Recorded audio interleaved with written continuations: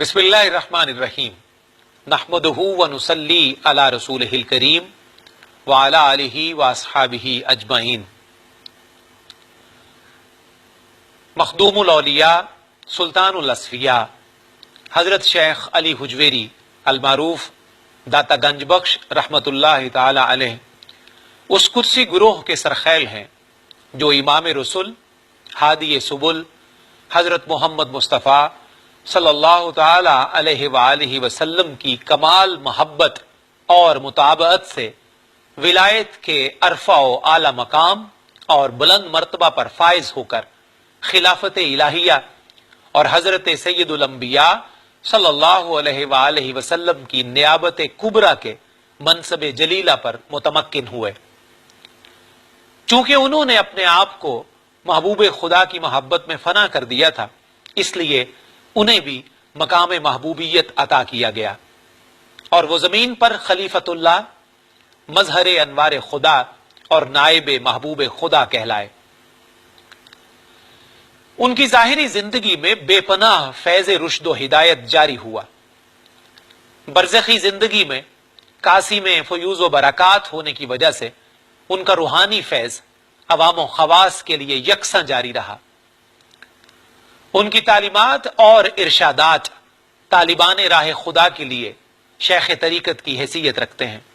ہر مرتبہ اور استعداد کے لوگ اپنی اپنی حیثیت اور ظرف کے مطابق ان سے مستفید اور مستفیض ہوتے ہیں۔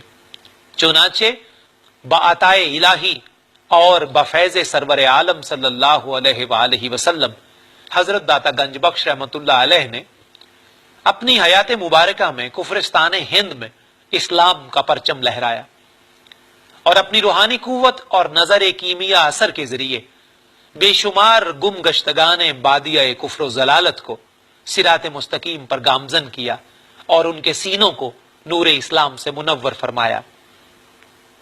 بعد وصال حضرت شیخ کا مزار پر انوار فیض رسان عالم اور منبع روحانیت و تبانیت ہے۔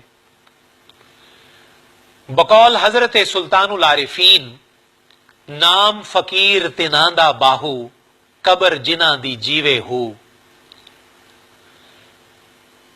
کشف المحجوب کی صورت میں ان کے ارشادات گرامی بجائے خود مرشد کامل کی حیثیت رکھتے ہیں، غرض کہ ایسی محبوبیت اور مقبولیت امت محمدیہ صلی اللہ علیہ وآلہ وسلم کے بہت کم اولیاء کرام کو نصیب ہوئی۔ این سعادت بزور بازو نیست تا نہ بخشد خدائے بخشندہ۔ حضرت سید علی حجویری رحمت اللہ تعالی علیہ کے حالات زندگی۔ حضرت داتا گنج بخش رحمت اللہ تعالی علیہ بر صغیر پاک و ہند کے اولین مبلغین اسلام میں سے ہیں۔ ان کا مزار گوہر بار ان کے فیض کی وجہ سے قریباً 950 سال سے مرجع خواص و عوام چلا آ رہا ہے اور ان کی تصنیف کشف المحجوب اطراف و اکناف عالم میں شہرت اور مقبولیت رکھتی ہے۔ حضرت داتا صاحب رحمت اللہ علیہ کے حالات بابرکات پر کوئی قدیم کتاب نہیں ملتی۔ اس کی دو خاص وجوہات ہیں۔ اول یہ کہ جس زمانے میں حضرت داتا صاحب رحمت اللہ علیہ نے لاہور میں شمع ہدایت روشن کی، اس وقت یہاں مسلمانوں کے نئے نئے قدم جمے تھے اور پورے طور پر سیاسی استحکام حاصل نہیں ہوا تھا۔ ان حالات میں جن مورخین نے تاریخ نویسی کا آغاز کیا، انہوں نے تاریخ کو اپنے آقایان نعمت یعنی فاتحین کے گرد گھمانا شروع کر دیا، اور بعد کے مورخین نے صرف ان بزرگوں کے مختصر حالات لکھے جن کے آستانوں پر ان کے ممدوحین کو شرف حاضری نصیب ہوا تھا۔ دوم یہ جن حضرات نے بادشاہوں سے ہٹ کر صرف ان نفوس قدسیہ جن کی حکومت لوگوں کے دلوں پر تھی، ان کے حالات زندگی اور ان کی اسلامی اور روحانی خدمات جلیلہ کی تفصیلات کو قلم بند کیا، ان کی تالیفات کو اس خطے کی ازلی بد نصیبی نے محفوظ نہیں رہنے دیا۔ ظاہر ہے کہ بزرگان دین کے تذکرہ نویسوں میں سے اکثر فن تاریخ کے ماہر نہیں تھے، لہٰذا وہ بزرگوں کے حالات لکھتے وقت واقعات کے سنین کا صحیح تعین نہ کر سکے، جس کے باعث تاریخ دانوں پر بدزنی کا موقع مل گیا۔ بہرحال حضرت داتا صاحب رحمت اللہ علیہ پر بھی کام ضرور ہوا، مگر وہ محفوظ نہیں رہ سکا۔ جہانگیری عہد کے مشہور تذکرہ نگار محمد غوثی بن حسن شتاری حضرت داتا صاحب رحمت اللہ علیہ کے حالات کے ذیل میں بسال 1022 ہجری لکھتے ہیں، تواریخ مشائخ کے سابقہ مصنفین کا خیال ہے کہ کشف المحجوب کے مصنف وہ بزرگ ہیں جن کا مزار مبارک لاہور میں ہے۔ محمد غوثی نے سابقہ مصنفین کا جو حوالہ دیا ہے، اس سے واضح ہے کہ حضرت داتا صاحب رحمت اللہ علیہ کے حالات کے بہت سے ماخذ تلف ہو چکے ہیں۔ ان ماخذات کے اتلاف ہی کا نتیجہ ہے کہ یہاں کے دانشور تاریخ و تحقیق کے نام پر کوئی نہ کوئی نیا افسانہ پیش کرنے میں کامیاب ہو جاتے ہیں۔ بہرحال موجود دو معلوم تذکروں میں سے تذکرۃ الاولیاء از شیخ فرید الدین عطار رحمت اللہ علیہ، اس میں دو جگہ حضرت داتا صاحب رحمت اللہ علیہ کا اسم گرامی درج ہے۔ حضرت خواجہ محبوب الہی حضرت نظام الدین اولیاء رحمت اللہ علیہ کے ملفوظات فوائد الفواد اور درر نظامی میں بھی ان کا ذکر خیر ہوا ہے۔ ان کے بعد کے ایک ایسے ماخذ سے مغربی دنیا کے مصنف ایتھے نے علمی دنیا کو متعارف کروایا ہے، جو انڈیا آفس لائبریری لندن میں موجود ہے۔ اس کا نام رسالہ ابدالیہ ہے، جو حضرت مولانا محمد یعقوب بن عثمان غزنوی کی تالیف ہے۔ پھر مولانا جامی رحمت اللہ علیہ نے نفحات الانس میں، حضرت شیخ احمد زنجانی نے تحفۃ الواصلین میں، ابو الفضل نے آئین اکبری میں، عبد الصمد بن افضل محمد نے اخبار الاسفیاء میں، لال بیگ لعلی نے ثمرات القدس میں، مولانا محمد غوثی نے گلزار ابرار میں، شہزادہ محمد دارا شکو نے سفینۃ الاولیاء میں، مولانا محمد بقا اور بختاور خان نے ریاض الاولیاء میں ذکر کیا ہے۔ حضرت داتا صاحب رحمت اللہ علیہ کے حالات کے یہی قدیم ماخذ ہیں۔ ان کے بعد لالا سبحان رائے بٹالوی نے خلاصۃ التواریخ میں اور میر غلام علی آزاد بلگرامی نے معاصر الکرام میں ضمناً ذکر کیا ہے۔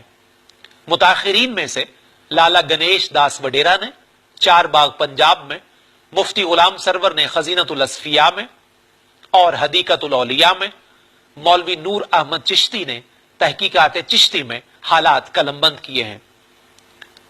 ان کے بعد کے مؤلفین نے انہی کی کتابوں سے استفادہ کیا ہے۔ حضرت داتا صاحب رحمت اللہ علیہ کے مستند حالات زندگی اسی قدر ملتے ہیں جتنے انہوں نے خود کشف المحجوب میں بیان کیے ہیں۔ آپ کے نام و نسب کی تفصیل کچھ اس طرح ہے۔ آپ کا اسم گرامی خود آپ کی تحریر کے مطابق علی بن عثمان جلابی یا علی بن عثمان حجویری ہے۔ آپ کی کنیت ابو الحسن ہے۔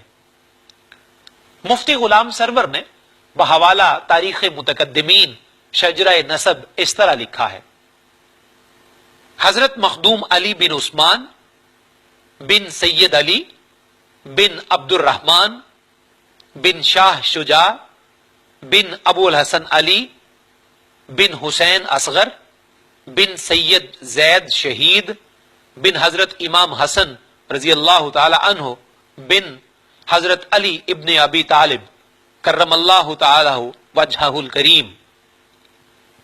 مشہور ماہر علم انساب پیر غلام دستگیر نامی مرحوم نے یہی شجرہ نسب تاریخ جلیلہ اور بزرگان لاہور میں درج کیا ہے، مگر پانچویں بزرگ کا نام عبداللہ اور قوسین میں شاہ شجاع تحریر کیا ہے۔ حضرت داتا گنج بخش رحمت اللہ علیہ کا مولد اور وطن۔ حضرت داتا صاحب رحمت اللہ علیہ افغانستان کے شہر غزنی کے رہنے والے تھے، جیسا کہ خود فرماتے ہیں: علی بن عثمان بن علی جلابی غزنوی ثم حجویری۔ شہزادہ دارا شکوہ لکھتا ہے: حضرت غزنی کے رہنے والے تھے، جلاب اور حجویر गजनी के महल्लों में से दो महल्ले हैं। पहले जल्लाब में क़याम पजीर थे, फिर हुजवेर में मुंतकिल हो गए। उनके वालिद माजिद की कब्र गजनी में है और उनकी वालिदा मोहतरमा की मरकत भी उनके मामू ताजुल औलिया के मजार से मुत्तसिल है और उनके खानदान के तमाम अफराद साहिब जुहद व तकवा थे। मैं उनके वालिदैन और उनके मामू के मजारात की जियारत से मुशर्रफ हो चुका हूं। डॉक्टर मौलवी मोहम्मद शफी तहरीर करते हैं, जुबैरी साहब कमिश्नर बहावलपुर ने 26 अक्टूबर 1959 को मुझे बताया कि ये कब्रें अब भी मौजूद हैं। वो यानी जुबैरी साहब गजनी गए थे और उन्होंने इन कब्रों को मौजूद पाया है। हजरत दाता साहब रहमतुल्लाह अलैह का साले विलादत। हजरत दाता साहब रहमतुल्लाह अलैह का मुस्तनद साले विलादत किसी कदीम किताब में दर्ज नहीं है। प्रोफेसर निकलसन का ख्याल है कि उनकी पैदाइश 10वीं सदी के आखिरी अशरे या 11वीं सदी के इब्तदाई अशरे में हुई, यानी 381 हिजरी ता 401 हिजरी। डॉक्टर मौलवी मोहम्मद शफी लिखते हैं, अंदाजे से कहा जाता है कि उनकी विलादत 5वीं सदी हिजरी के शुरू में हुई। डॉक्टर मोइनुल हक की राय यह है, बाज लोगों ने उनकी पैदाइश का साल 400 हिजरी लिखा है, लेकिन इसको यकीनी नहीं कहा जा सकता। मुंशी मोहम्मद दीन फौक रकम तराज हैं, उनकी पैदाइश का फख्र 400 हिजरी या 401 हिजरी को हासिल होता है। साले विलादत के बाब में मज़कूरा कियास आराइयों की ताईद रिसाला अब्दालिया से भी होती है, यानी रिसाला मज़कूर के मुअल्लिफ ने लिखा है कि हजरत अली हुजवेरी रहमतुल्लाह अलैह वक्तन फवक्तन सुल्तान महमूद गजनवी के दरबार में जाते थे। उन्होंने आलम शबाब में एक हिंदू फलसफी से मुनाजरा भी किया था। आलम शबाब में 20-21 साल उम्र फर्ज की जा सकती है। सुल्तान महमूद गजनवी 421 हिजरी में फौत हुआ, लिहाजा रिसाला अब्दालिया की इस रिवायत की बिना पर हजरत का साले विलादत 400 हिजरी के लगभग करार दिया जा सकता है। बकौल लैन पोल महमूद गजनवी 388 हिजरी यानी 998 ईस्वी में सरीर राय सल्तनत हो गया था। गोया हजरत दाता साहब रहमतुल्लाह अलैह सुल्तान महमूद के दौरे हुकूमत में उस वक्त पैदा हुए जबकि वो बर्रे सगीर पाको हिंद पर मुतअद्दिद बार हमलावर हो चुका था और हजरत दाता साहब रहमतुल्लाह अलैह इस गाजी के पास उसकी जिंदगी के आखिरी 2 बरसों में आते जाते रहे। हजरत दाता गंजबख्श रहमतुल्लाह अलैह के असातिज़ा। हजरत दाता गंजबख्श कुद्दिसा सिर्रुहुल अजीज उलूम ज़ाहिरी और बातनी के बहरे ज़खार थे। उनकी यह अजमत इस अम्र की वाज़ेह दलील है कि उन्होंने मुतअद्दिद उलमाओ फुज़ला से इक्तिसाब उलूम किया। कश्फुल महजूब जहां दाता साहब के मुख्तसर हालात से आगाह करती है, वहां उनके एक बाकायदा उस्ताज के नामे नामी की भी निशानदही करती है। हजरत ने अपने एक उस्ताद हजरत अबुल अब्बास बिन मोहम्मद शकानी का जिक्र निहायत अदब व एहतराम से किया है। हजरत दाता साहब रहमतुल्लाह अलैह जवान उम्री ही में उलूम ज़ाहिरी की तकमील कर चुके थे। उन्हें फितरतन वलीउल्लाह होने का मकाम व मर्तबा हासिल था, यानी वो बतन मादिर ही से वली कामिल पैदा हुए थे।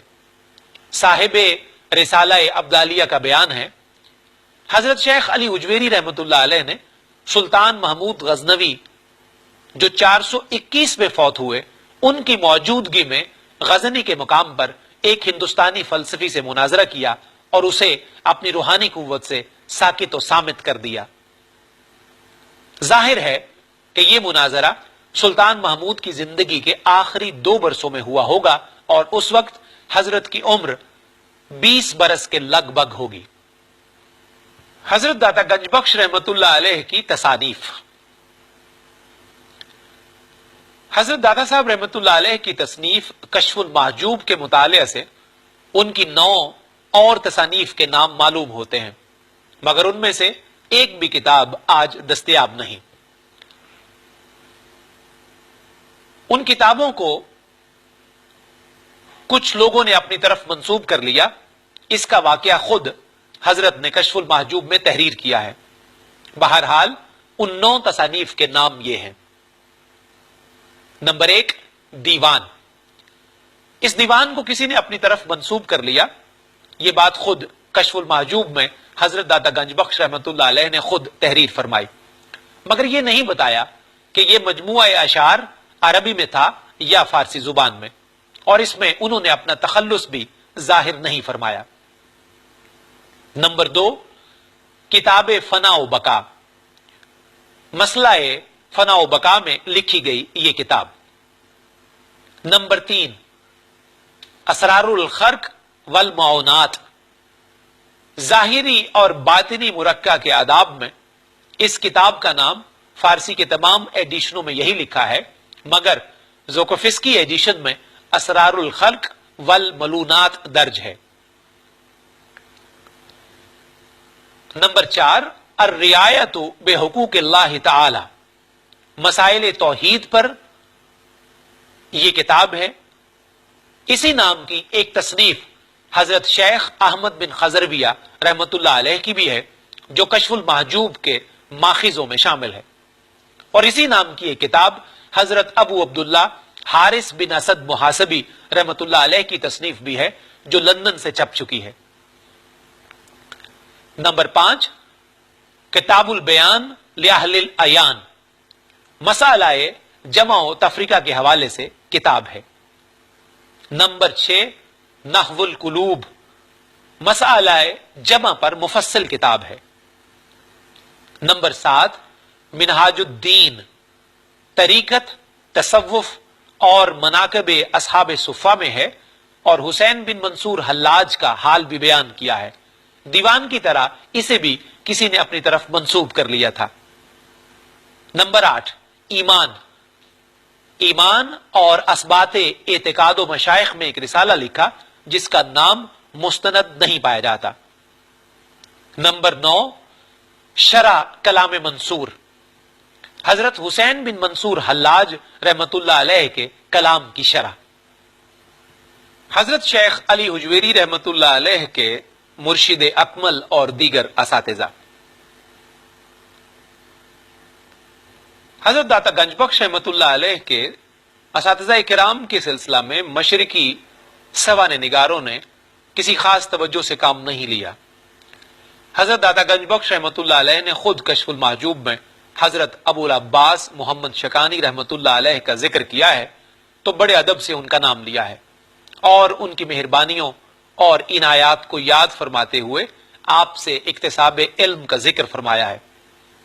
علوم اسلامی یعنی تفسیر و حدیث اور فقہ پر جو آپ کو کامل دستگاہ حاصل تھی، اور جس کا اظہار کشف المحجوب کے بلند پایا علمی مقالات اور مباحث سے ہوتا ہے، وہ اس امر کے شاہد ہیں کہ آپ نے اپنے وقت کے بعض دوسرے صاحبان علم و فضل سے بھی استفادہ کیا تھا، اس لیے کہ آپ صرف عارف کامل ہی نہیں بلکہ ایک بلند پایا عارف و عالم ہیں.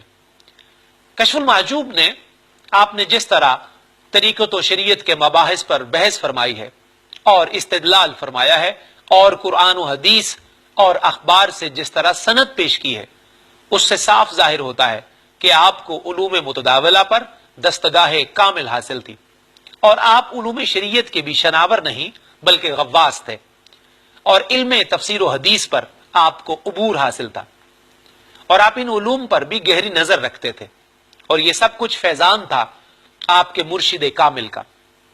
حضرت داتا صاحب رحمت اللہ علیہ خود اپنے مرشد والا تبار کے بارے میں فرماتے ہیں کہ میرے مرشد کامل شیخ طریقت حضرت ابو الفضل محمد بن حسن الختلی رحمت اللہ تعالی علیہ ہیں، جو علم تفسیر و روایات اور حدیث کے عالم تھے. پس جہاں ان کے شیخ طریقت کی نظر کیمیا اثر نے آپ کو طریقت میں اس بلندی پر پہنچایا، وہ اگر علوم دینی یعنی تفسیر و حدیث میں بھی آپ کو ایسی بصیرت عطا فرما دے جو اقرن و امثال سے ممتاز بنا دے تو کیا تعجب. حضرت ابو الفضل محمد بن حسن خطلی رحمت اللہ علیہ کے علو مرتبت کے سلسلے میں حضرت داتا گنج بخش رحمت اللہ علیہ خود فرماتے ہیں، وہ صوفیاء متاخرین میں زینت اوتاد اور شیخ عباد ہیں، طریقت میں میری اقتدا یعنی بیعت انہی سے ہے، تصوف میں حضرت جنید رحمت اللہ علیہ کا مذہب رکھتے تھے اور حضرت شیخ خسری رحمت اللہ علیہ کے رازدار مرید تھے۔ اپنے مرشد گرامی سے جو تعلق خاطر حضرت علی حجویری رحمت اللہ علیہ کو تھا، اس کا اندازہ اس امر سے ہوتا ہے کہ حضرت ابو الفضل خطری رحمت اللہ علیہ کا جب وصال ہوا تو ان کا سر حضرت شیخ علی حجویری رحمت اللہ علیہ کی مبارک گود میں تھا۔ اس سے یہ بھی ظاہر ہوتا ہے کہ مرشد کو بھی اپنے مرید خاص سے کس درجہ محبت تھی۔ حضرت داتا گنج بخش رحمت اللہ علیہ کا شجرہ طریقت اس طرح سے ہے۔ حضرت شیخ علی حجویری رحمت اللہ علیہ مرید حضرت شیخ ابو الفضل خطری رحمت اللہ علیہ کے، وہ مرید حضرت شیخ حسری رحمت اللہ علیہ کے، وہ مرید شیخ ابو بکر شبلی رحمت اللہ علیہ کے، وہ مرید حضرت جنید بغدادی رحمت اللہ تعالی علیہ کے، وہ مرید حضرت شیخ سری سکتی رحمت اللہ تعالی علیہ کے، وہ مرید حضرت داؤد تائی رحمت اللہ علیہ کے، وہ مرید حضرت حبیب عجمی رحمت اللہ تعالی علیہ کے، وہ مرید حضرت حسن بصری رحمت اللہ تعالی علیہ کے، اور وہ مرید حضرت علی ابن ابی طالب رضی اللہ تعالی عنہ کے۔ حضرت داتا گنج بخش رحمت اللہ علیہ نے عمر کا بڑا حصہ صحرا نوردی اور بادیہ پیمائی میں بسر کیا۔ عراق، شام، لبنان، آذربائیجان، خراسان، کرمان، خوزستان، تبرستان، ترکستان اور ماوراء نہر کے شہروں اور قریوں میں تلاش حق کے لیے آپ سرگرداں رہے، مگر یہ وضاحت کہیں نہیں ملتی کہ آپ اپنے مرشد والا مرتبت کے ساتھ کتنا عرصہ رہے اور ان کی صحبت میں کن کن مقامات کی سیر فرمائی۔ حضرت داتا گنج بخش رحمت اللہ علیہ کے ہم عصر مشائخ ارباب حقیقت و طریقت اپنے دل کی لگی بجھانے اور اپنے باطن کی تشنگی دور کرنے کے لیے شہروں اور قریوں میں پھرا کرتے تھے۔ اس کا ایک عظیم مقصد یہ بھی ہوتا تھا کہ ارباب حال کی صحبتوں میں پہنچ کر زندگی کے کچھ دن بسر کریں، اور ان کی صحبت کیمیا اثر بھی فیض سے خالی نہیں ہوتی۔ حضرت داتا گنج بخش رحمت اللہ تعالی علیہ نے بھی اس سیر و سیاحت میں اپنے معاصرین اور صوفیاء عظام کی صحبتوں سے استفادہ کیا۔ ان معاصرین میں حضرت ابو القاسم علی بن عبداللہ گرگانی رحمت اللہ علیہ، حضرت امام ابو القاسم کشیری صاحب رسالہ کشیریہ رحمت اللہ تعالی علیہ، حضرت شیخ احمد حماد سرخسی رحمت اللہ تعالی علیہ، حضرت محمد بن مصباح رحمت اللہ تعالی علیہ، حضرت ابو سعید ابو الخیر رحمت اللہ تعالی علیہ، حضرت شیخ ابو احمد المظفر رحمت اللہ تعالی علیہ، اور دیگر اکابرین شامل ہیں۔ ان معاصرین میں سے آپ حضرت ابو القاسم علی گرگانی رحمت اللہ علیہ اور جناب ابو القاسم کشیری رحمت اللہ علیہ کا ذکر بڑے اہتمام سے کرتے ہیں اور ان سے استفادہ کرنے کا بھی اعتراف فرماتے ہیں۔ حضرت داتا گنج بخش رحمت اللہ علیہ کا مسلک طریقت۔ حضرت داتا صاحب رحمت اللہ علیہ نے جس طرح اپنے پیر طریقت کے مسلک تصوف کے سلسلے میں لکھا ہے کہ وہ تصوف میں حضرت جنید بغدادی رحمت اللہ علیہ کا مذہب رکھتے تھے، چنانچہ حضرت داتا صاحب رحمت اللہ علیہ تصوف و طریقت میں جنیدی مسلک رکھتے تھے اور اس کے متبع تھے۔ اسی طرح وہ شریعت میں سنی حنفی المذہب تھے، چنانچہ جہاں جہاں وہ حضرت امام اعظم ابو حنیفہ رحمت اللہ علیہ کا نام نامی لیتے ہیں، وہ وہاں کمال احترام کو ملحوظ رکھتے ہیں۔ کشف المحجوب میں ایک جگہ امام اعظم رضی اللہ تعالی عنہ کا ذکر اس طرح کرتے ہیں: امام امامہ، مقتدائے سنیہ، شرف فقہا، عز علماء، ابو حنیفہ نعمان بن ثابت رضی اللہ تعالی عنہ۔ حضرت داتا گنج بخش رحمت اللہ علیہ کی ازدواجی زندگی.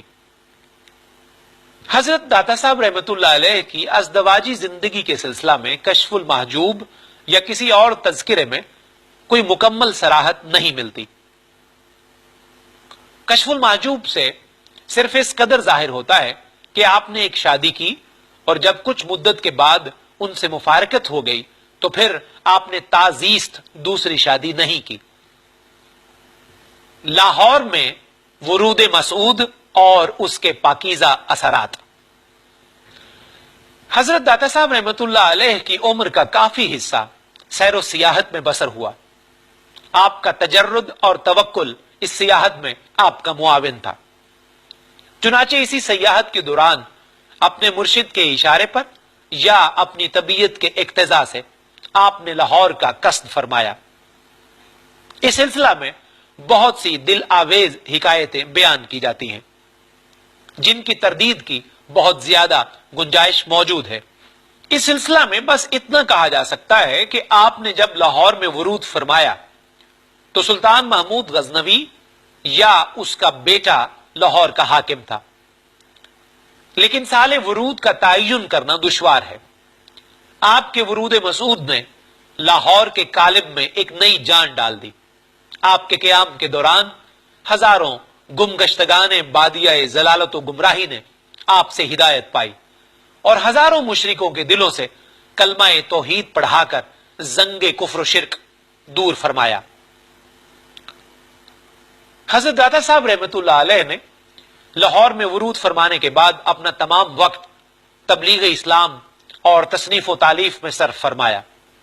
دربار شاہی سے آپ کا کسی قسم کا کوئی تعلق نہیں تھا.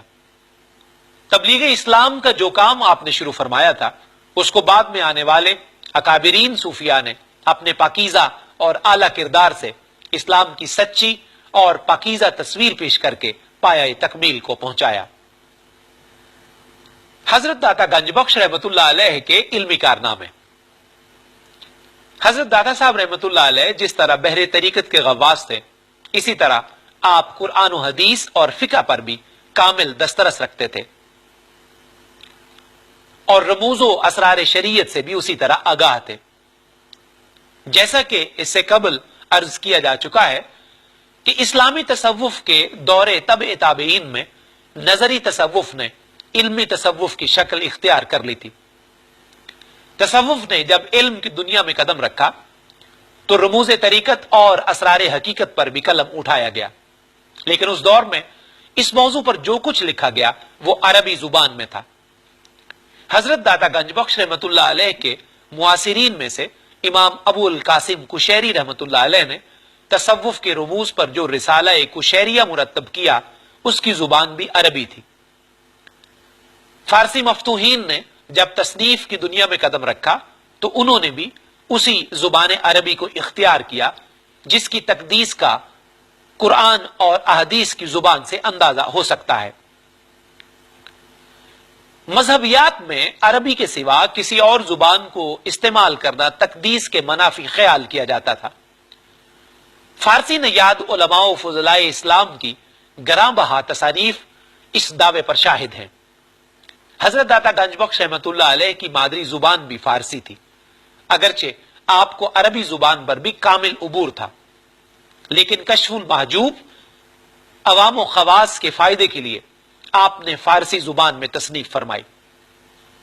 کشف المحجوب کے علاوہ آپ کی باقی 9 تصانیف جن کا آج وجود باقی نہیں ہے اس کے بارے میں یقین سے نہیں کہا جا سکتا کہ ان کتابوں کو کس زبان میں تصنیف کیا گیا. صرف کشف المحجوب کی بدولت یہ نام باقی رہ گئے ہیں. کشف المحجوب زمانے کی دست برد سے محفوظ رہی اور اس کے متعدد قلمی نسخے کتب خانوں میں آج بھی موجود ہیں، اور بر صغیر پاک و ہند میں آنے کے بعد اس کے ہزاروں نسخے دلدادگان شریعت و طریقت کے لیے نظر فروز ہیں. کشف المحجوب کہاں لکھی گئی؟ لاہور میں یا حجویر میں؟ اور کب لکھی گئی یعنی سال تصنیف کیا ہے، اس کی یقینی نشاندہی محال ہے. البتہ یہ بات یقینی ہے کہ یہ پاکیزہ کتاب रहमत खुदाबंदी की आगोश में लिखी गई। कश्फुल महजूब की एक वजाहत की बिना पर यह बात भी यकीनी है कि इसकी तकमील शहर लाहौर में हुई। यह तयन करना भी दुश्वार है कि आपके रफीक और मुआसिर हजरत अबू सईद हुजवेरी रहमतुल्लाह अलैह ने कब और कहां आपसे ये सवालात किए थे, जिनके जवाबात बसूरत कश्फुल महजूब आपने अता फरमाए। शेख मोहम्मद अकरम मरहूम बड़े वसूख के साथ तारीख मिल्ली में अली हुजवेरी लाहौरी के तहत उन्वान में लिखते हैं, फारसी नसर की सबसे पहली मजहबी किताब जो बर्रे सगीर पाको हिंद में पाए तकमील को पहुंची कश्फुल महजूब है, और हजरत दाता गंजबख्श अली हुजवेरी रहमतुल्लाह अलैह ने इसे लाहौर ही में मुकम्मल किया। बहरहाल कश्फुल महजूब अपने मौजू और मुबाहिस के एतबार से जिस कदर बुलंद पाया किताब है, वो तारीफ व तौसीफ से मुस्तगनी है। हजरत ख्वाजा निजामुद्दीन औलिया रहमतुल्लाह अलैह का इरशाद गिरामी इस सिलसिला में मुलाहिजा फरमाइए। आप फरमाते हैं, अगर किसी का पीर न हो तो ऐसा शख्स जब इस किताब का मुतालिया करेगा तो उसको पीर कामिल मिल जाएगा। और यह हकीकत भी है कि कश्फुल महजूब आपका एक ऐसा शाहकार है जिसकी बदौलत बर्रे सगीर पाको हिंद में सही इस्लामी तसव्वुफ ने फरोग पाया, और इस वस्फ खास की बदौलत आज भी कश्फुल महजूब की कदर व मंजिलत इतनी है जितनी आज से 900 बरस पहले थी। कश्फुल महजूब के सिलसिला में इस्लामी सकाफत के मशहूर मुअर्रिख शेख मोहम्मद अकरम मरहूम लिखते हैं, यह किताब आपने अपने रफीक हजरत अबू सईद हुजवेरी रहमतुल्लाह अलैह की ख्वाहिश पर, जो आपके साथ गजनी छोड़कर लाहौर आए थे, लिखी, और इसमें तसव्वुफ के तरीके की तहकीक, अहले तसव्वुफ के मकामात की कैफियत, उनके अकवाल और सूफिया के फिरकों का बयान, मुआसिर सूफिया के रमूज व इशारात और मुताल्लिका मुबाहिस बयान किए हैं। अहले तरीकत में इस किताब को बड़ा मर्तबा हासिल है। प्रोफेसर खलीक अहमद निजामी इन अल्फाज में तबसरा करते हैं, शेख हुजवेर रहमतुल्लाह अलैह की इस किताब ने एक तरफ तो तसव्वुफ से मुताल्लिक अवाम की गलत फहमियों को दूर किया और दूसरी तरफ उसकी तरक्की की राहें खोल दी। कश्फुल महजूब की कबूलियत का अंदाजा इससे किया जा सकता है कि सूफियाए किराम के मशहूर तज़किरा निगारों मसलन ख्वाजा फरीदुद्दीन अत्तार रहमतुल्लाह ताला अलैह, हजरत मौलाना जामी रहमतुल्लाह ताला अलैह, हजरत ख्वाजा मोहम्मद पारसा रहमतुल्लाह अलैह और ख्वाजा बंदा नवाज गेसूदराज रहमतुल्लाह ताला अलैह ने अपने तज़किरों और तसानीफ में कश्फुल महजूब से इस्तेफादा किया है और मशाइख तसव्वुफ के हालात इससे अखज़ किए हैं। आपके मकूलों और आपकी तहकीक को बतौर सनद पेश किया है। कश्फुल महजूब में जो रमूज तरीकत और जिन हकायक मारिफत को मुनकशिफ किया गया है, उनकी बुनियाद हजरत दाता साहब रहमतुल्लाह अलैह ने अपने मुकाशिफात पर नहीं रखी, बल्कि उनका माखिज कुरान और सुन्नत को करार दिया है, या दुनियाए इरफान की मुस्तनद किताबें हैं जिनका जिक्र कश्फुल महजूब में खुद दाता साहब रहमतुल्लाह अलैह ने अपनी तसनीफ लतीफ में किया है। और यही इसकी कबूलियत का राज है कि आपके बाद के बुजुर्गाने तरीकत और अरबाब तसव्वुफ के लिए वो हमेशा माखिज का काम देती रही है। साहिब कश्फुल महजूब जिस मसला या रमज तरीकत पर कलम उठाते हैं, वो अव्वलन कुरान हकीम और इरशाद नबवी सल्लल्लाहु अलैहि वसल्लम से उसकी सनद लाते हैं, फिर उसका इस्तेदलाल आसार व अखबार से करते हैं। अगर वो इस इस्तेदलाल में कामयाब नहीं होते तो वो अकाबिरीन अरबाब तसव्वुफ के यहां उसकी सनद तलाश करते हैं।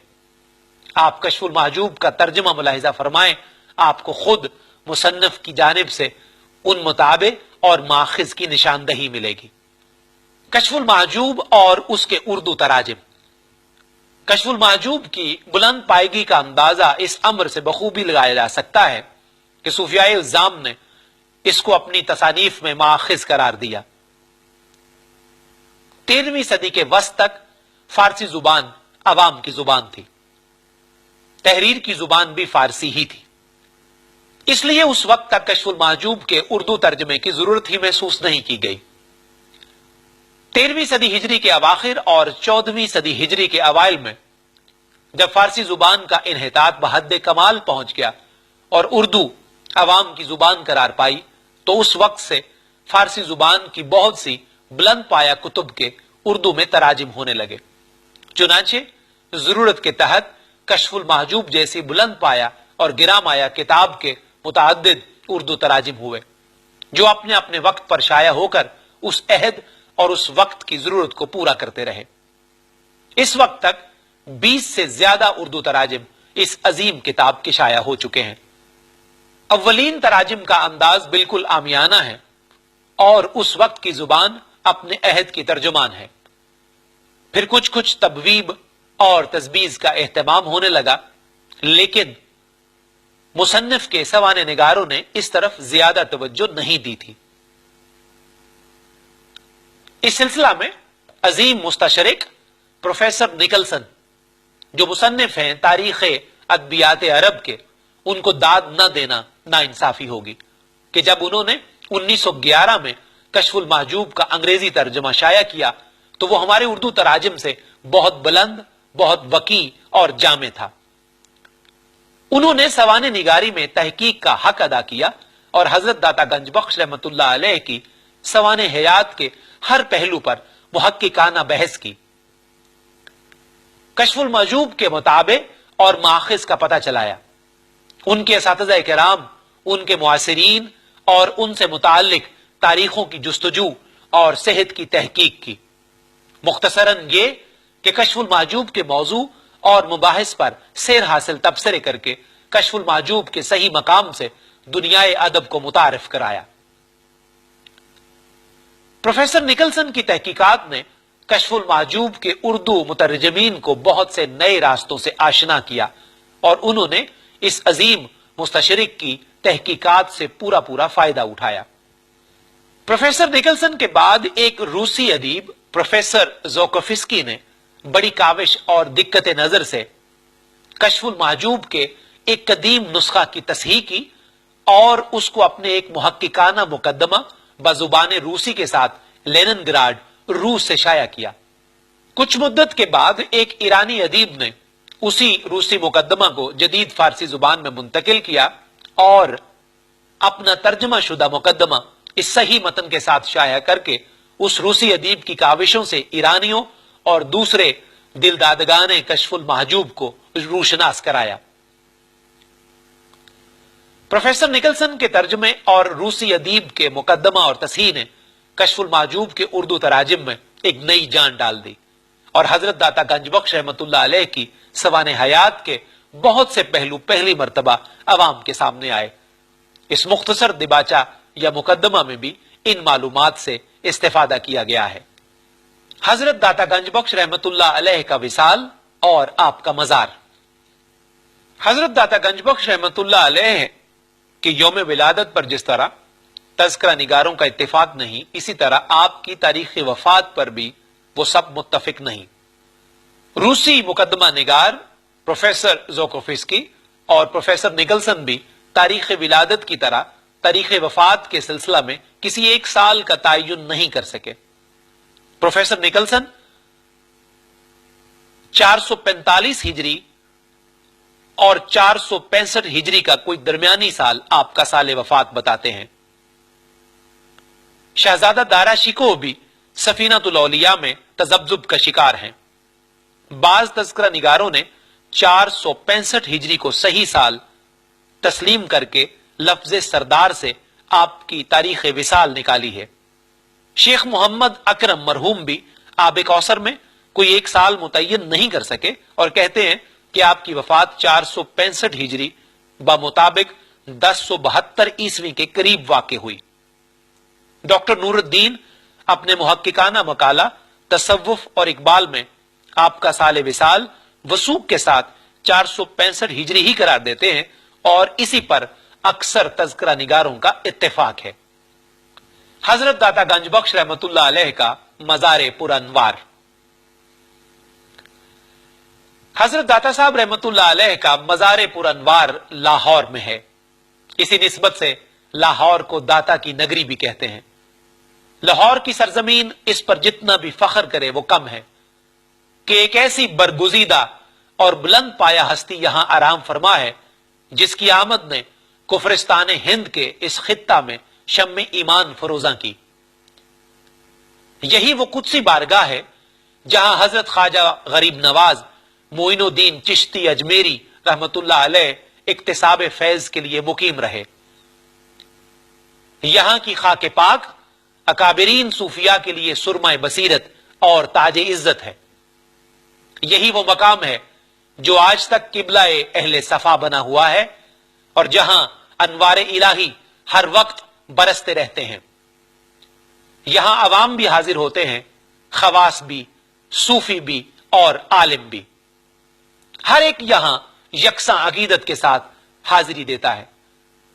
यहां की फजा में हर वक्त और हर लम्हा जिक्र खुदा और जिक्र रसूल सल्लल्लाहु अलैहि वसल्लम जारी और सारी रहता है और दाता के फैज से झोलियां भरने वालों का हर वक्त हुजूम रहता है। बकौल शायर मशरिक मुसव्विर पाकिस्तान हजरत अल्लामा मोहम्मद इकबाल रहमतुल्लाह ताला अलैह, खाके पंजाब अज दमे ऊ जिंदा गश्त, खाके पंजाब अज दमे ऊ जिंदा गश्त, सुबह माँ अज मेहरे ऊ ताबिंदा गश्त, सुबह माँ अज मेहरे ऊ ताबिंदा गश्त।